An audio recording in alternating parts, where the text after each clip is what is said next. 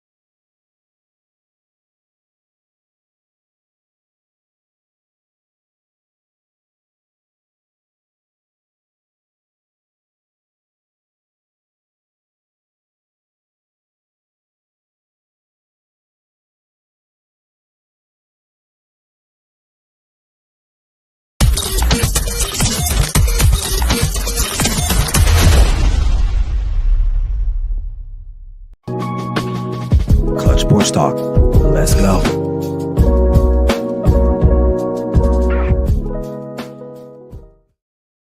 Well, what's up, everybody? Hope you guys are doing all right. It's me, your boy, Ryan Flowers, a.k.a. Clutch Sports, and welcome to the final episode of NFL matchups for the 2024-2025 season, or excuse me, 2026 season.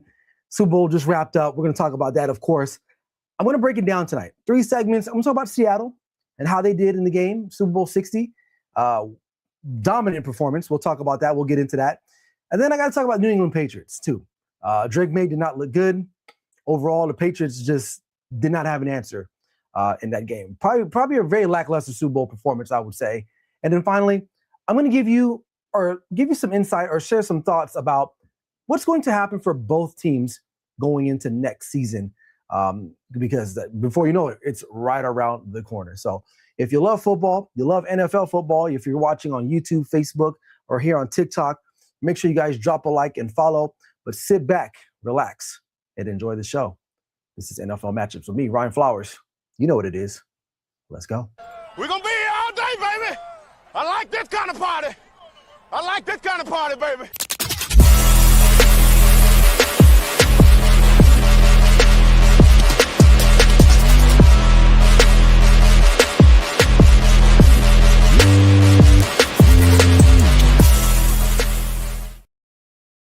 All right, man, welcome back in. I hope you guys are doing all right, man. What a wonderful day it is. Well, kind of, sort of, but the NFL season's over. Super Bowl 60, a lot of lead up going into that game. Who was going to win? Was it going to be a defensive battle? Was it going to be close? Was JSN going to be the guy? All these storylines, right? And then we get the game 29-13. I think it was the final score. And 13 really was kind of just like, they kind of got those points towards the end of the game. But nonetheless, the Seattle Seahawks are the Super Bowl 60 champs. They are the kings of the National Football League. But before we get into all that, man, make sure if you haven't already, subscribe to the YouTube channel at Clutch Sports Talk Podcast. As well, find me on the Grid Network. And you can hit me up on Instagram and TikTok. I'm streaming live on TikTok as well right now. For those watching on TikTok, make sure you guys drop a like and get those likes going. Get the comments going in the comment section there. And make sure you follow and share the stream with others so we can get some more people here watching this episode. It's the final episode of NFL Matchups for this NFL season. I'll probably take a break really for a couple weeks or so, probably do a little bit of combine talk. Then obviously we got to get ready for the draft. So there's still going to be football to be talking about, but probably won't be in depth anymore just because there's just no games, there's no matchup. So other than that, all right. Well, let's just talk about the game. Let's talk about Seattle first and foremost. I'll start with Mike Macdonald. Sorry. For those who don't know, was a volunteer high school coach. I believe he went into University of Georgia to get his undergraduate and graduate. I forget which one was which. Gets an internship with Baltimore Ravens, rides that wave for quite some time, and then ultimately lands the job as the head coach for the Seattle Seahawks. Unbelievable story. this guy, literally, if there was an MVP for coaching or coaching staffs, they should have got it. This was just a defensive masterclass on how to completely shut down an opposing offense.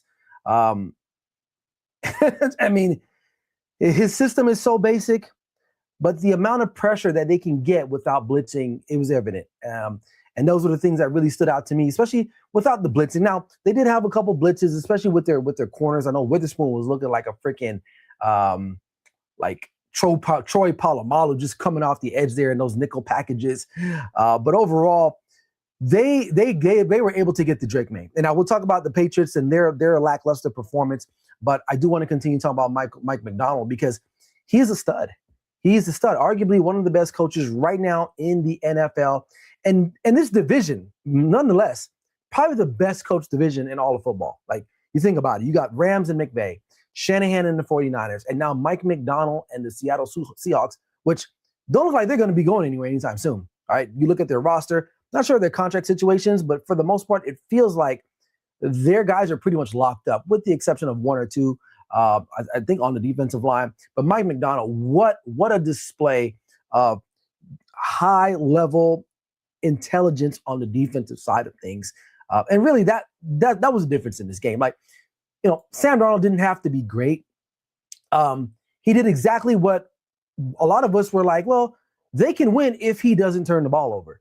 And that's exactly what he was able to do down the stretch in the playoffs, in the end of the regular season. And now they're hoisting up the Lombardi Trophy with celebrating with their fans in the Northwest section there. So, but overall, I mean, Mike Macdonald, the way a lot of people probably didn't know who he was, right? He wasn't. And again, I'm not a defensive head coach guy, right? And he changed my mind. He changed my mind. If you can get it right, because think about it. There's two defenses that were Super Bowl caliber elite type defenses in this playoffs. One of them was Seattle, and the other one, can you guys guess? The Houston Texans. And the difference between the Texans and the Seahawks is that their offense didn't screw them over at the end of the day. In particular, their quarterback didn't screw them over. CJ Stroud did his defense no favors in that game against the Patriots a couple weeks ago. I believe, was it in the divisional round? And Sam Darnold did everything he needed to do, right? So, which is not turn the ball over, play smart, hand the ball off. Again, offensively, the game plan wasn't like that complex. They really were like, you know what? We're going to get after him. We're going to get after Drake Maye. We're going to force him to make a throw there that we're going to get. We're going to force him to fumble, which he's been known to do, especially this season. And they did exactly that. Now you look at Sam Darnold on the other take. Like, of course, it's a great story for him. Top pick in the NFL draft in 2018, if I'm not mistaken. Goes to the Jets, flounders, like just doesn't look good, right? Then, bounces around, goes to Carolina, goes to San Francisco, Minnesota, breakout year, one year there, heads over to Seattle and wins the Super Bowl. Like, I'm not going to talk too much about him per se in this particular game because really, he didn't do that much. I mean, I'm saying he didn't do that much. What he did do was not turn the football over, and that's exactly what they needed to do. That was my biggest fear with Seattle and Sam Darnold, is that they're good enough. That roster is very good, very stacked roster, but will he be the old Sam Darnold that we're used to kind of maybe taking a gamble, right? He's a risk taker, forcing a ball down the middle of the field when he probably shouldn't. Now, early in that game, you can see that the Patriots were sitting on some of those routes, and it was a little nerve-wracking. I was kind of like, whoa. And that first drive, if I'm not mistaken, I think the Patriots had a couple opportunities to maybe jump some of those routes and maybe get a pick six or just an interception overall, but, just missed it, right? But it didn't rattle him. He continued to perform. He continued to manage the offense, and great job coaching with Clint Kubiak. He's saying, you know what? We're running the football. And when you can do that at any level, you're going to control the flow of the game, and that's exactly what they did. Like, even though it was like, 6-0, 9-0, it never really felt that the Patriots were going to really get back in that game. And eventually, when Seattle was able to score a touchdown, we all kind of were like, well, that's pretty much the game in itself, right? So, Sam Darnold, good for him, and he's the kind of guy that you want on your team, right? He's a quarterback, but he's just a football guy. If you don't really know about him, I believe coming out of high school, he was like a linebacker too. He goes to USC, has a pretty good career there. But from all the accounts that I've read, solid teammate, great guy in the locker room. Everybody loves him. And that's an attribute to John Snyder, Hall of Fame GM. I don't care what you say. Hall of Fame GM. He's up there now with the Howie Rosemans. Who else is another great GM in the National Football League? I can't think off the top of my head. But definitely a guy, when you can go out and win another Super Bowl literally with a new coach, a new quarterback, overhaul the whole team for the most part, that says a lot about you, man. Right. And to me now, and this may be a hot take, I don't know if it is or not. Let me know if I'm right or wrong. But Seattle is starting to become one of those franchises in sports, not just the NFL, but in sports that's got their shit together. Right. You look at other teams that just continues to do dumb shit like Atlanta or, Miami, like these teams like Seattle, man, think about it.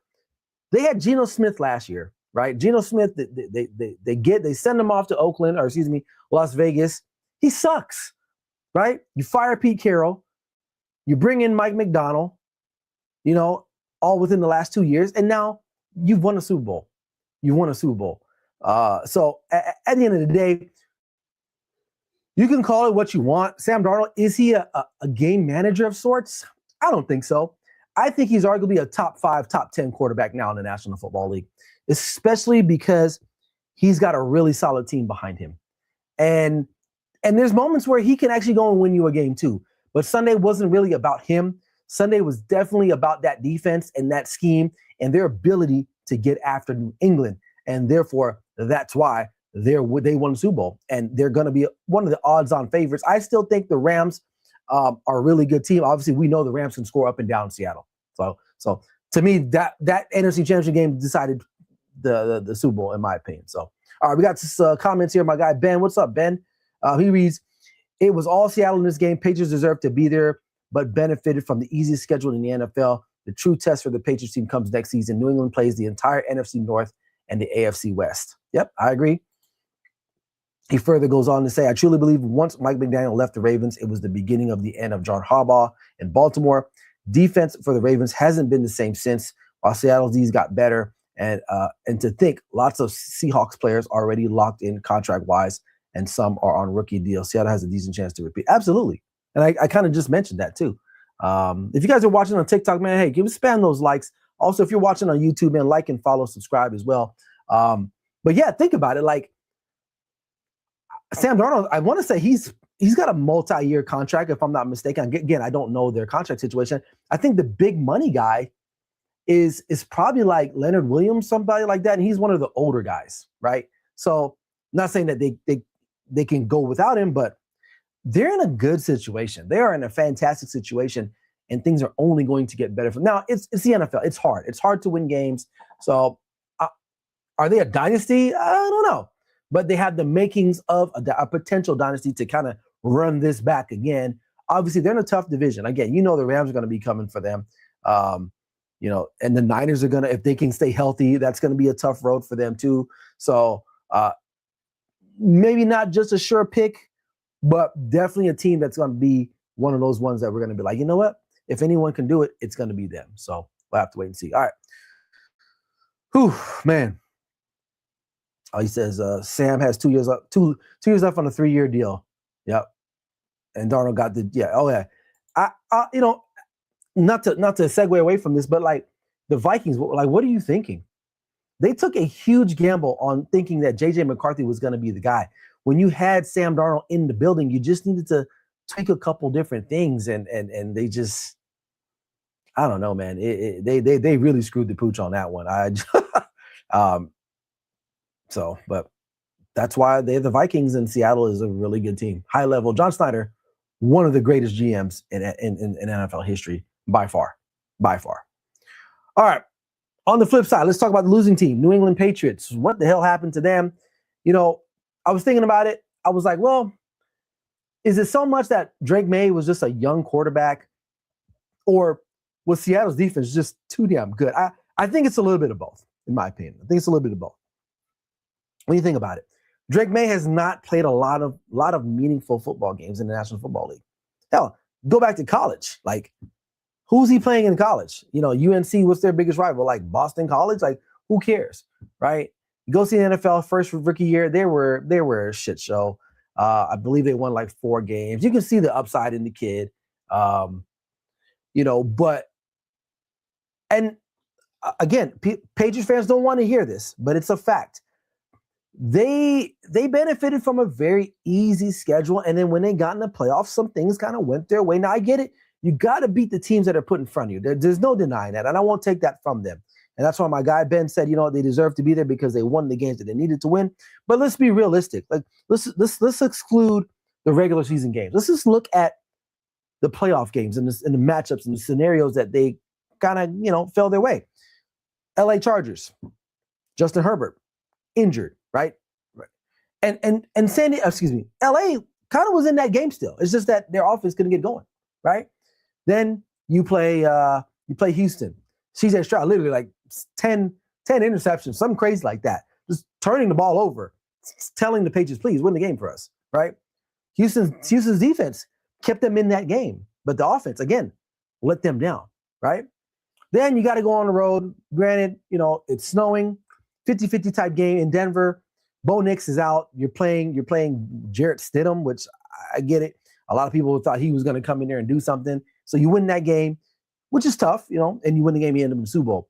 And then finally, when you meet a team that has a good offense and elite defense, you get folded up and packed up like it was nothing. Literally nothing. And a lot of that has to do with Seattle, but then a lot of it too, again, back to Drake Maye and not playing in a lot of big time games, it kind of hurt him. You can tell he was shell shocked. He was seeing ghosts, right? He was making plays and it was like, obviously they knew they weren't going to run the football on these guys because a lot of people can't. Most teams don't run well against the Seattle Seahawks. You have to attack them via the air. You got to spread them out and you got to attack them, which is easier said than done. So where it went wrong for them overall, I don't know if the game plan was just not good enough. I mean, think about it. Josh McDaniels has been in like 9 Super Bowls, something crazy like that. He's coaching a lot of big time games. I just don't think they had the right quarterback at the time, right? I think Stephon Diggs, 2 catches, something crazy like that. Like they really had nothing going. They couldn't really run the ball effectively. Drake Maye was just sitting there patting the ball, holding on too long. He was trying to force throws in tight windows and eventually caught up to him in the end. So, you know, it really, again, it's a defensive masterclass. And that defense was really getting after a young quarterback who hasn't seen, like, so for whatever it's worth, Sam Darnold, although is coming into fruition the last couple seasons, he's been in the league a while. He's seen a lot, man. He's seen a lot. And like I said, he was very poised. And Drake Maye, you can kind of feel he was a little rattled. They sped him up a little bit, and he just was not able to recover at the end of the day. And therefore, you know, we got the result that we saw, the 29-13, something crazy like that. I forgot what the final score was. But that game was not entertaining from a big play perspective. Like, I like defense. I don't mind watching it. I thought what they were doing on defense was like phenomenal. Like just locking dudes down, getting pressure without having to really blitz a lot. You know, at the end of the day, again, you know, Drake Maye wasn't a great performance, but he just literally ran into a buzzsaw. And a lot of quarterbacks this season saw that same fate, with the exception of like Matt Stafford, who for whatever reason has this team's number when it comes to offensive performances. So, you know, no shame in that. I think if anything, he'll learn from this. This is a really great education. It's a tough education because how many millions of people were watching this game and they're just sitting there like, well, we knew they were in shit because they ain't played nobody. Like, I don't want to go down that route per se. It kind of helped them a little bit. I think, I wouldn't say they're frauds either, but definitely they ran into a team that just was the bully on the block, and they took care of business and they got the job done. So, but you know, I say that to say this. We'll hop into what I think is going to happen next year with Seattle and the Patriots. So going into next season, early predictions. Obviously, your quarterback is locked up for at least another 2 years. As far as like player personnel, they're in a good spot. Like they're one of these teams that, in my opinion, and again, if you're a Seattle fan, let me know. But they really don't really have a real need at any position per se. Like I think they can go out and get some guys. Like, could they use another wide receiver? Absolutely, right? Maybe I'm a believer of going and winning the trenches. So I would probably go and get another defensive lineman somewhere, maybe another offensive lineman as well. Like the trenches is crucial. Ask the Patriots, because that offensive line was just getting their ass beat all night. So your running backs, you got two good ones. You got Kenneth Walker, Zach Charbonnet. He's good. Obviously, you got JSN. Maybe get a tight end if you really want to go get a tight end. Your secondary is pretty good. Your linebacking core is pretty good. So I think they're pretty keyed in there. Now you're gonna have to replace the offensive coordinator, but if I'm Mike McDonald, I'm probably going to find someone that can help run or maintain the similar style of offense that they just ran this past season, because it's very effective, right? Run the football. You don't really have to rely on Sam Darnold to make too many big time plays. Obviously, he can do it, but that method that they used on Sunday should be the method that a lot of teams should probably adopt or put into practice, because it's effective. It's really effective. So I think, but like I said before at the top of the show, I think it's going to be a tough division again, right? Niners are going to get healthy. Okay. The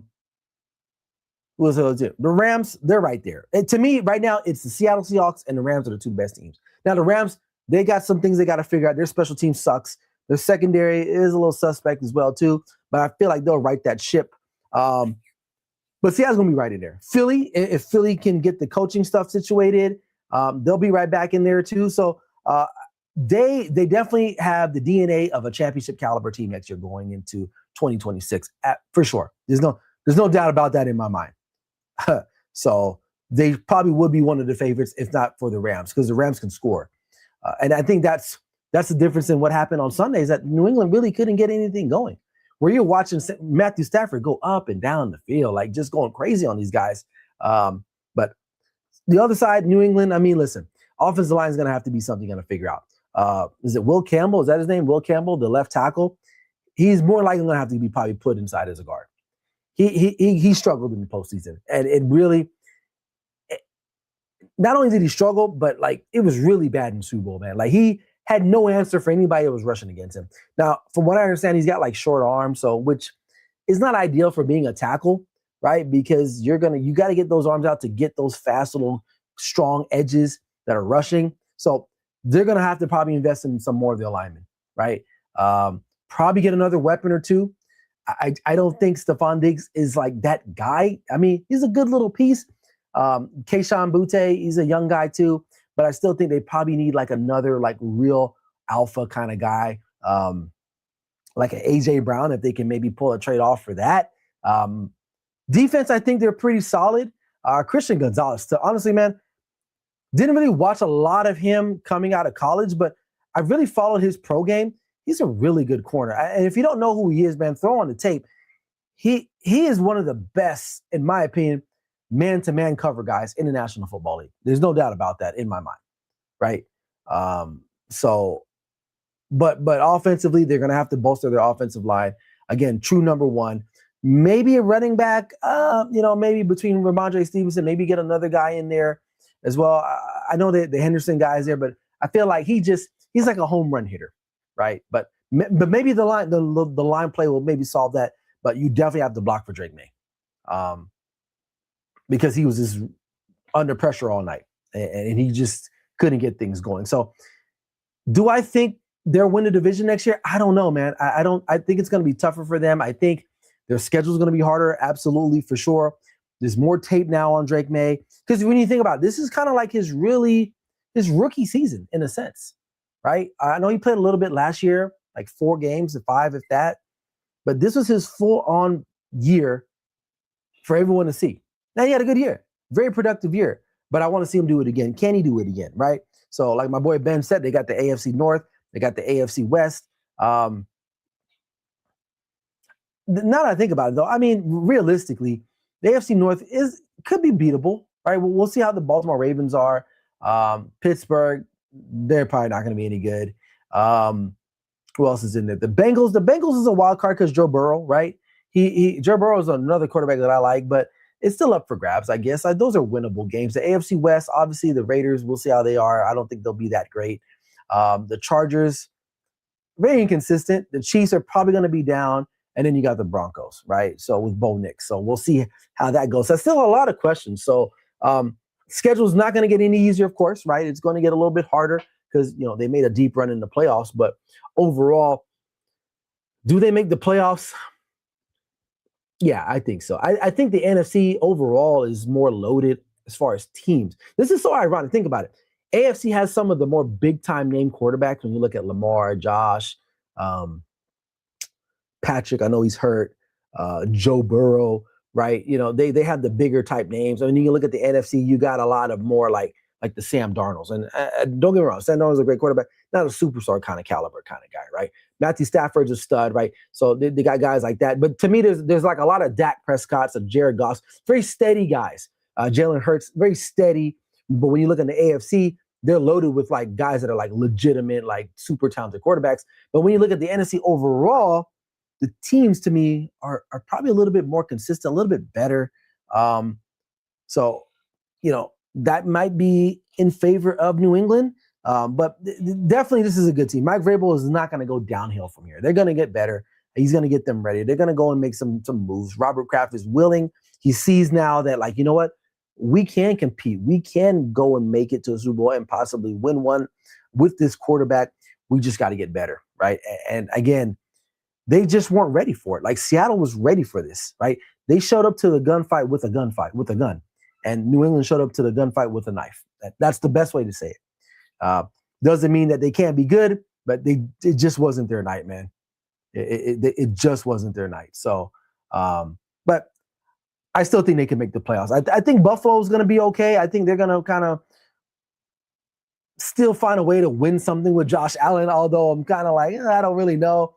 But I think they'll bounce back as well. So, all right. So there you have it, man. Really, really short episode, honestly, man. I didn't really have much to talk about tonight. But if you guys have questions, comments, man, I'll stick around on here for those who are following or watching right now. I will say this about the MVP. A lot of people were talking about Drake Maye. I don't know, man. Even before the Super Bowl, I really thought Matthew Stafford deserved the award, and he got it, which rightfully so. I mean, Matthew Stafford had a hell of a year. Hell of a year, and I think he deserved to win it. Someone was asking me about the Super Bowl halftime show. It is what it is. Like, it was great vibes. I'm not that political in that sense, so I don't really get into like the whole minutia of like, was there a message? Is there a message? I mean, obviously there was a message, but could I understand what he was saying? No, not really. I'm not that fluent in Spanish, but it had a vibe. It had a certain vibe to it. It was kind of lively. From what I understand, though, people watching it in person wasn't that great, but it is what it is. What else? Man, I'm thinking about other things before we wrap up here. But like I said before I top the show, I'm probably going to take a week or two off, man. Then we'll probably get into some combine stuff. We'll gear up for the NFL draft. So I'll be doing a lot of maybe some player analysis, stuff like that, man. So if you guys want to hop on there, but yeah, man, other than that, man, that's a very short show today. I will say, unless you guys have anything else, I don't know. I think that's it. I think that's all I got, which is fine because I got other things I got to do tonight anyway. So, but other than that, I'm going to kill it here on YouTube. Appreciate you guys, man. It was a great season. I went from start to finish every week, produced a show. It's hard. It's not something that is easy. It's a grind. I know what it takes to do it. Obviously, we want to see more followers. You want to see more subscriptions, but it's a grind at the end of the day. So I come out here to talk about football just because I love it. And those that want to watch, great. Appreciate you guys. But a lot of time and effort goes into some of this stuff. So for me, I'm just glad that I was able to go from week one all the way through the Super Bowl this year. Because in years past, I've had to take like a break or two in between the season, which I hate doing. But this year, everything kind of worked out. The schedule worked out really nicely. And I was able to put on a show for you guys every week on Tuesday, sometimes Thursday or Wednesday, but nonetheless. So there you have it. That's it. This is the final NFL matchup show for this current season. It's in the books. Continue to like, subscribe, follow, share the content with everyone out there. Until next time, folks, it's a pleasure. This is your boy, Ryan Flowers, a.k.a. Clutch Sports Talk. never settle till the work is done. We'll see you guys soon. Peace.